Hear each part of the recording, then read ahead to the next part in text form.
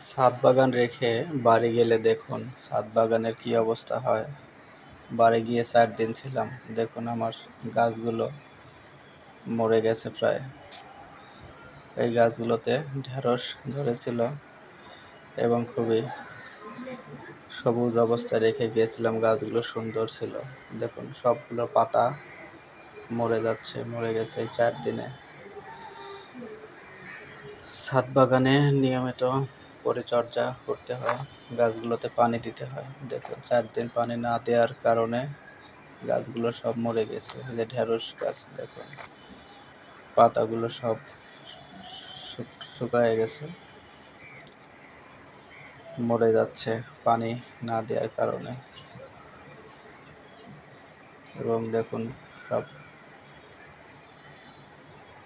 ছত্রাকের আক্রমণ। আবার বাড়ি থেকে এসে পানি দিলাম, দেখুন করলা গাছগুলো পাতা সব মরে যাচ্ছে পানি না দেওয়ার কারণে।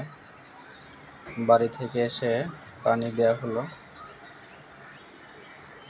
দেখা যাক সুস্থ হয় কিনা।